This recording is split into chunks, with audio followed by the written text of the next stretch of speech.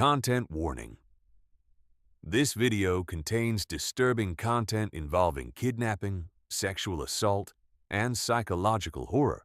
This content may be inappropriate for viewers under 18 years of age and those sensitive to fear-inducing material. If you are under 18 or sensitive to frightening content, please do not watch. The trip we thought would be legendary. I was 24 years old when it happened. I'm 28 now, and not a single week has passed, not one, where this story hasn't clawed its way back into my mind. I've replayed every decision, every turn, every moment we laughed without knowing what was coming.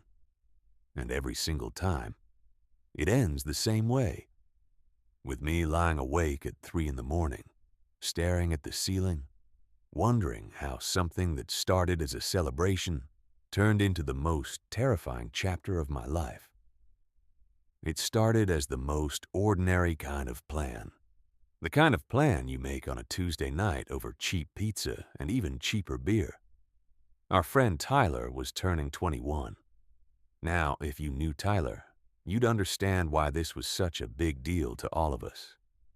He was quiet, not shy in an annoying way, more like still waters run deep.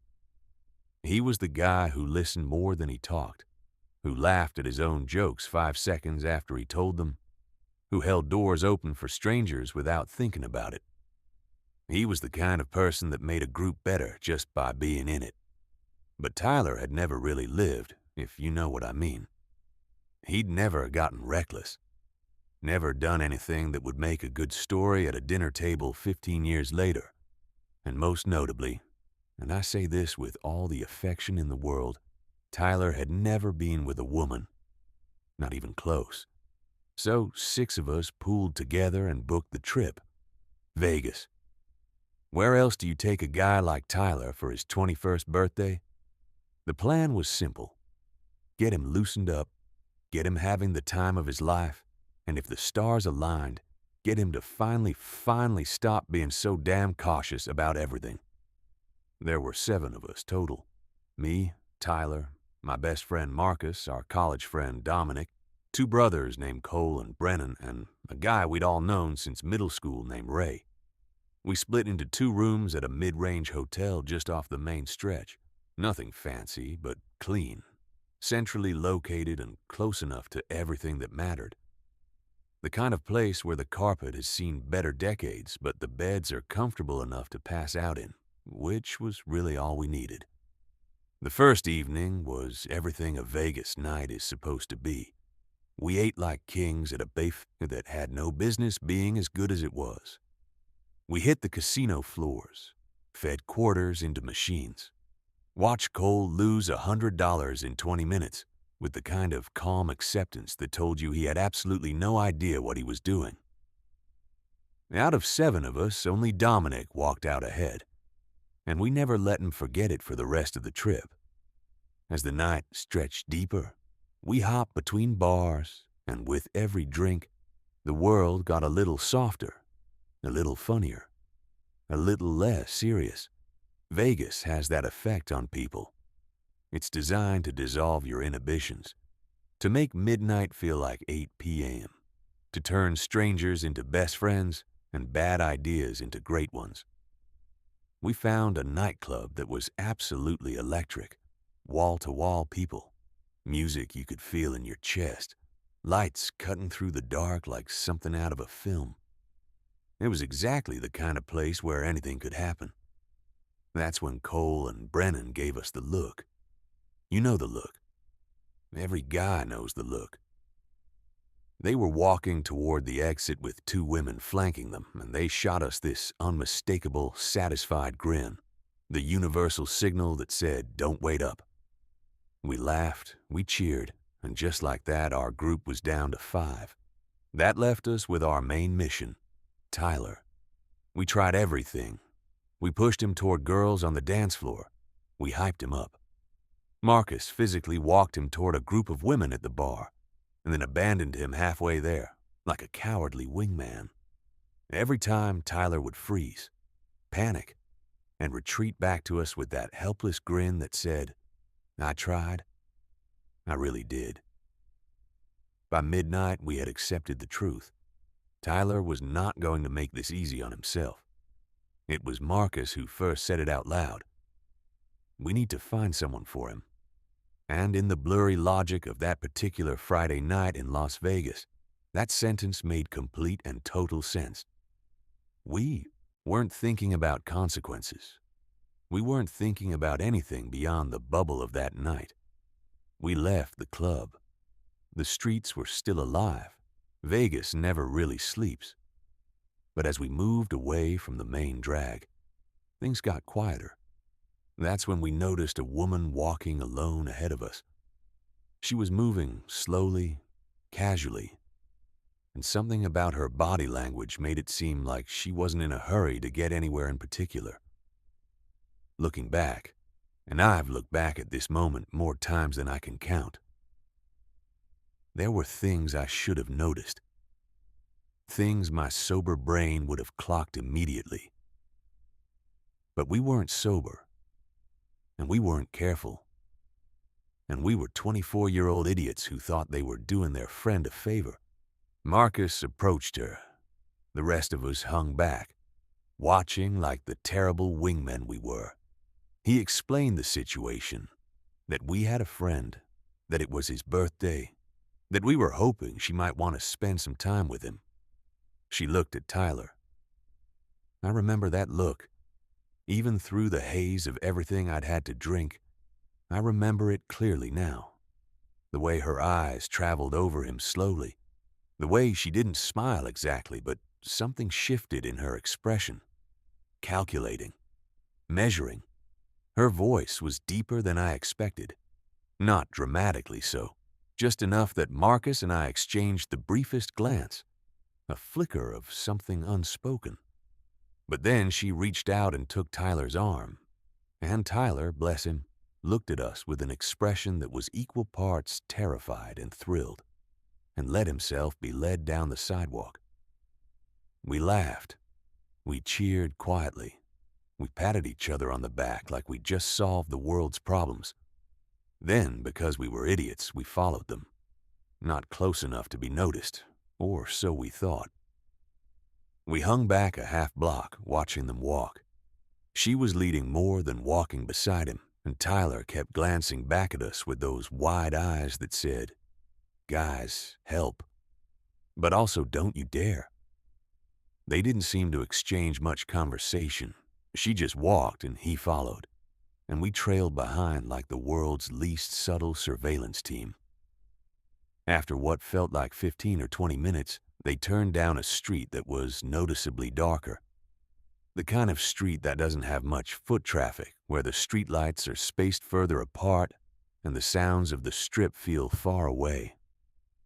They stopped in front of a building. From where we stood, it looked like an apartment complex. Older, low-lit.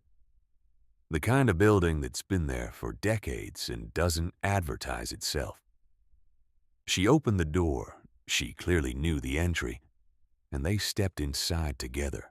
We erupted in quiet, drunk celebration. "He did it," Dominic whispered, like we were watching a nature documentary. Tyler actually did it. There was no reason to wait. We'd done our job. Mission accomplished, we told ourselves, and turned back toward the nightclub, grinning the entire way. We had no idea we just watched our friend walk through a door he wouldn't be able to walk back out of. The phone call at 4 a.m. We got back to the hotel around 2:30 in the morning. Cole and Brennan were already there, sprawled across their respective beds with the satisfied energy of people who'd had a very good evening. We filled them in on Tyler's adventure. Everyone laughed. And one by one, people found their spots and surrendered to sleep. Tyler's side of the room was empty. I noticed it. I told myself it was fine. He was a grown man. He was celebrating his birthday. He was probably having the time of his life in some apartment a mile away. And the most Tyler thing in the world would be for him to show up tomorrow morning, acting completely casual about the whole thing. Like it was no big deal. I fell asleep somewhere around 3 a.m. The phone woke me. There's a particular quality to sounds that pull you out of a deep sleep in an unfamiliar place. For a disoriented moment, I thought it was the alarm. I grabbed at my phone, swiped at the screen, tried to silence it. Then the fog cleared and I realized it was ringing. Tyler's name on the screen. I don't know how to explain what happened in my chest when I saw that. It wasn't quite fear. Not yet. It was more like a wrongness, a quiet alarm bell going off somewhere in the back of my brain before my conscious mind had caught up. I answered, breathing. Heavy, ragged breathing on the other end. Like someone who'd been running. Or someone trying very hard not to cry, or both. "Tyler," I said. More breathing. Then, barely above a whisper, fractured, panicked, like someone speaking through clenched teeth while trying not to be heard.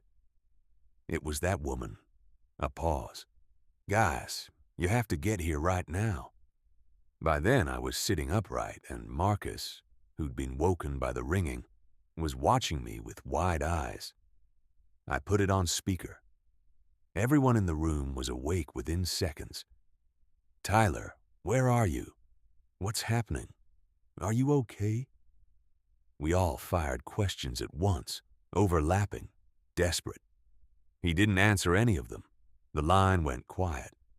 Not the quiet of a dropped call, the quiet of someone who'd stopped moving, who'd gone very still, who was listening for something on their end. We could still hear faint ambient sound. He was still there. "Tyler."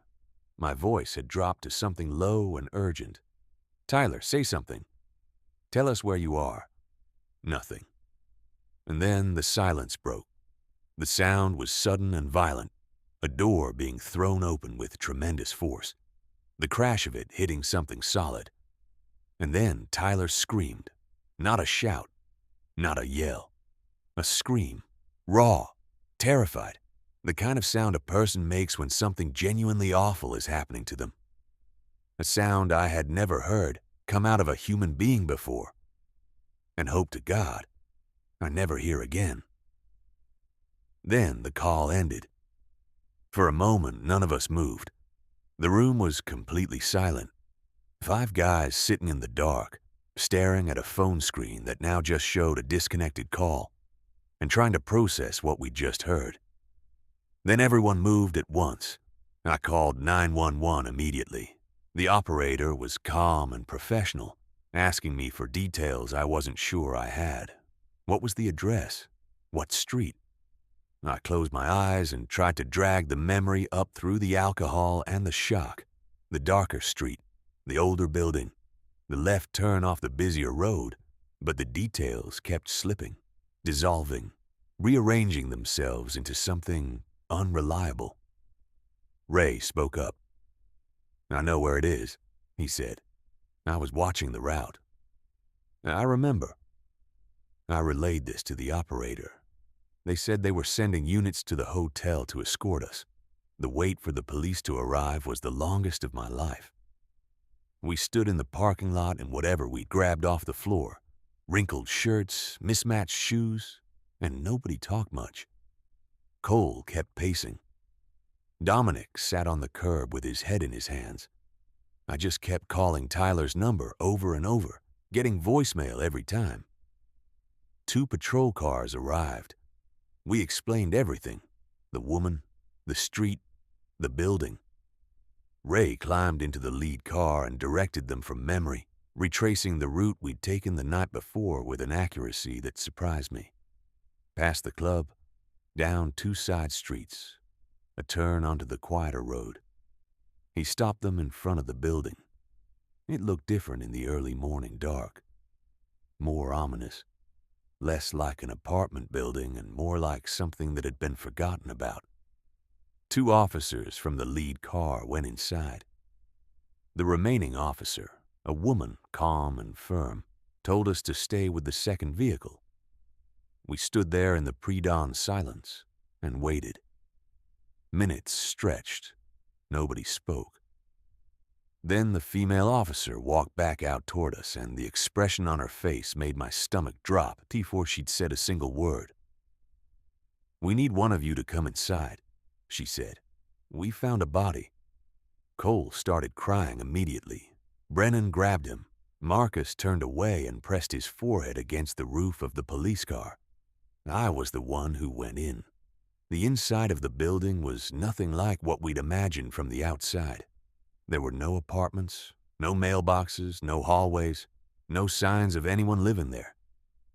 It was a storage facility. Industrial, dark, long abandoned.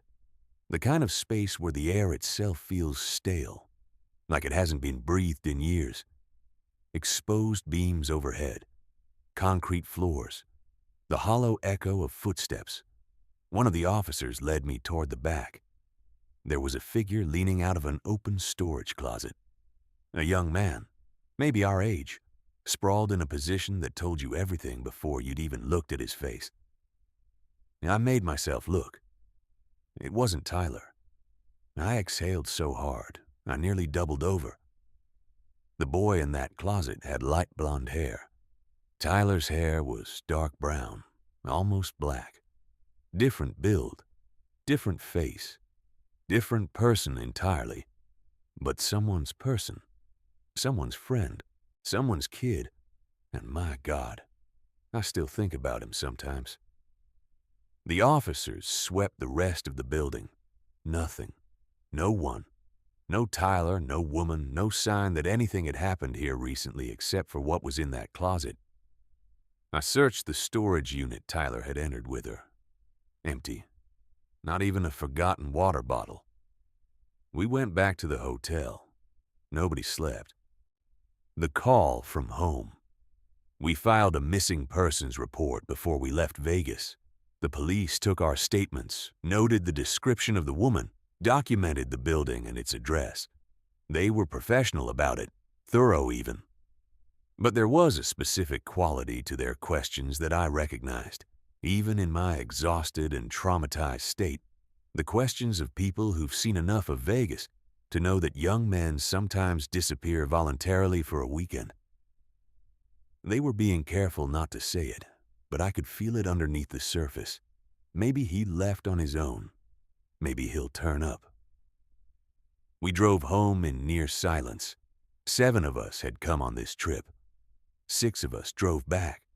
The first week was surreal. I went through the motions of my daily life. Work, food, sleep, repeat. While underneath it all, there was this constant low-frequency dread humming away that I couldn't turn off. I called Tyler's phone every day. Voicemail every time. His family filed their own report. His mother called me twice, and those conversations were among the hardest I've ever had. 5 weeks passed, then 6. Then, on a Tuesday night, somewhere around 11:45 p.m., my phone rang. Unknown number, bad connection, static cutting in and out. The kind of signal you get when someone's calling from somewhere they shouldn't be getting reception at all. I almost hung up. I almost dismissed it as a spam call or a wrong number. But something made me keep the phone pressed to my ear for just a moment longer. And then, through the static, barely audible but completely unmistakable, Jesse. My own name, in a voice I'd been hearing in my nightmares for over a month. "Tyler," I said. My voice came out strange. "Tyler, where are you?" A sound in the background, movement. Then a door, hard, deliberate, slamming shut. The call went dead. I tried calling the number back 5 times in a row. Nothing. The number didn't connect. I called the police. What happened next stopped me cold. The trace came back within the hour. The call hadn't originated in Nevada. It hadn't come from anywhere near Las Vegas or anywhere on the West Coast at all. It had come from New Jersey. Specifically, and this is the part that made the floor feel like it dropped out from under me, it had come from our town. A residential address, less than 3 miles from where I was sitting. The dispatcher told me they were sending a unit to the house. that wasn't fast enough. I don't know if what I did next was brave or idiotic. Probably both. I grabbed my keys, pulled up the address on my phone, and drove. The streets were empty at that hour, and I covered the distance in about 6 minutes. It was a corner lot, a vacant-looking house with dark windows and overgrown hedges along the fence line. The kind of house that looks like no one has lived there in months. But something about it felt occupied in a way I couldn't explain. I parked half a block away and approached on foot. I pressed my ear against the front door. Nothing. I moved around the side of the house, staying close to the wall. In the back, one window sat open, not all the way, just enough. I paused below it and listened. The house wasn't silent. From somewhere above me, I could hear the faint, irregular sounds of movement on a wooden floor. Footsteps, or the shifting weight of someone trying not to move. Someone was upstairs. I went through the window. The inside of the house was dark. I could make out the shapes of furniture beneath dust covers, a kitchen that hadn't been used in a long time, a hallway leading deeper into the house. I moved slowly, letting my eyes adjust. Then I stopped. At the far end of the hallway, someone was standing there. I couldn't see the face. The figure was backlit by a weak light from a window at the end of the hall, and what I could see were pale, bare legs extending below the hem of dark clothing, and long black hair, straight and dark, falling past the shoulders. A woman. We looked at each other across the length of that hallway. I think I expected her to come at me. That's what every horror movie prepares you for. The charge, the attack, the sudden explosion of violence. Instead, she turned and ran. Away from me, down the hall, through a door at the far end that slammed shut behind her. Then the sound of footsteps, heavy, fast, unmistakably male, coming from the floor above me and heading toward the staircase. I didn't wait to meet whoever that was. I crossed, back to the window and launched myself outside, rolling into the bushes along the fence line and pressing flat against the ground. I counted my heartbeats. 1, 2, 3, 4. The front door opened. A man stepped out onto the porch, broad, dark clothing, scanning the street with the deliberate calm of someone who'd done this before. And then, at exactly the right moment, the kind of timing that makes you briefly believe in the universe, a patrol car turned onto the street, lights flashing. The man on the porch said something under his breath. I didn't catch the words, but I felt the profanity. He stepped back inside and the door swung shut. I stayed in the bushes. The officers tried the door. It wasn't locked. They went in. I waited. 4 minutes later, they came back out. The man was in handcuffs. He was saying something to the officers that I couldn't hear. Calm, almost bored, like someone who'd been here before, too. I stepped out of the bushes, identified myself, told them about the woman I'd seen inside. They went back in to search. They never found her. One of the bedroom windows on the second floor was wide open. The officers speculated she'd gone out that way, dropped down, disappeared into the neighborhood while we were all focused on the front of the house. But upstairs, in a closet on the second floor, locked from the outside, they found Tyler. What Tyler told me. I'm not going to dress this up. I'm not going to soften it with careful language or polite euphemisms. What happened to Tyler was brutal, and the only way to tell it honestly is to say it plainly. He was malnourished. He'd lost a significant amount of weight in the weeks he'd been held. His hair had grown out and matted. His clothes, what was left of them, were in a condition I won't describe in detail. The officers said you could smell him from the hallway before they'd even opened the closet door. He was physically present, conscious and breathing. But the person who had walked into that building in Vegas was not quite the same person they pulled out of that closet in New Jersey. He was hospitalized immediately. I wasn't allowed to see him for several days. When I finally did, he was cleaned up, better fed, sitting up in the hospital bed with an expression I had never seen on his face before. Something ancient and tired, like he'd lived several lifetimes in the past 6 weeks and hadn't entirely made it back. I sat beside him. I didn't ask anything. I just sat there. And eventually he started talking. He told me the woman who'd taken his arm on that Vegas sidewalk wasn't working alone.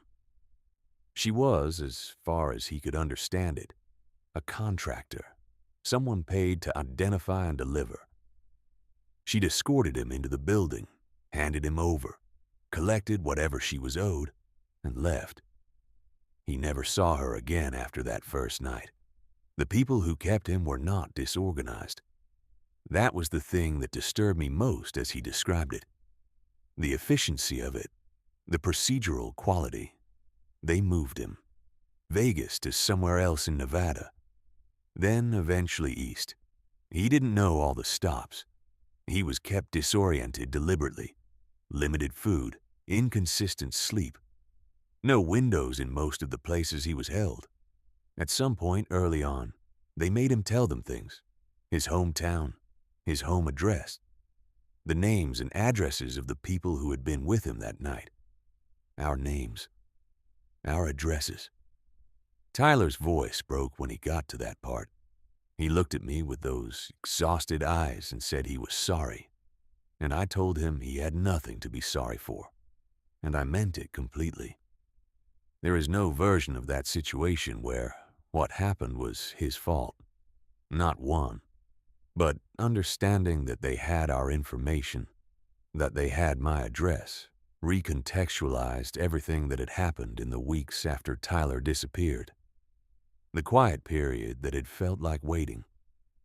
The silence that had felt like stasis. It hadn't been stasis. They'd known exactly where we were. I want to tell you that after the arrest, everything resolved neatly. That the investigation swept up everyone involved. That the woman was identified and apprehended. That the organization, whatever it was, whatever they were running, was dismantled completely. But that's not what happened. The man they arrested had a record, but nothing on the scale of what Tyler described. He told investigators he'd only known the woman for a short time. He gave a name, an alias, almost certainly, and nothing about it led anywhere useful. The woman was never found. Tyler couldn't describe her in enough detail to generate a usable composite. She'd been careful about that too, staying in the periphery, keeping her face angled away. The case went cold faster than I thought it would. Tyler told me everything, and I've kept it. When friends ask what happened to him, I say, I'm not sure. When the subject comes up, I redirect. He asked me to be the only one from our group who knew the full story, and I've honored that. He's doing better now. That's all I'll say about it. He's doing better. Here is what I will tell you about the months that followed. About 3 weeks after Tyler was found, I received a text message from an unknown number. Just 2 words. Fuck you. I went to block it, but they'd already blocked me. A week later, another one. Same 2 words, different number. Blocked before I could respond. Then, another. A month after that. I knew what it was. I knew where it was coming from. And I knew that responding, or showing any sign that it was getting to me, was probably exactly what they wanted. So, I didn't respond. I blocked every number. I told myself it was just noise, just the last twitches of something that no longer had real power over me. I almost convinced myself. Then one night I woke up and my bedroom wasn't quite dark. There was light in the room, faint, coming from outside, leaking through the edges of the blinds in a way that was wrong. The porch light, the backyard porch light was on. I lay still for a moment, listening. Nothing obvious, but something. I reached over and very slowly lifted the edge of the blind. There was a figure in my backyard, standing still, not moving, not trying to get in, just standing there, facing the window as if they had been waiting for me to look, as if they knew exactly which room I was in and exactly when I'd wake up and exactly when I'd look. Long dark hair, pale arms at her sides. I grabbed my phone. By the time I had it unlocked, she was gone.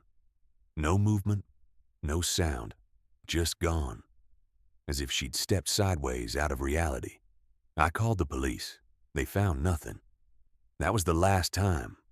I've told this story in full exactly twice in my life. Once to a counselor who made sure I was okay, and once right now, to you. I don't have a clean ending to offer. I don't have an explanation for all of it, or justice, or resolution. What I have is the truth of what happened, told as clearly and completely as I can tell it. Tyler is alive.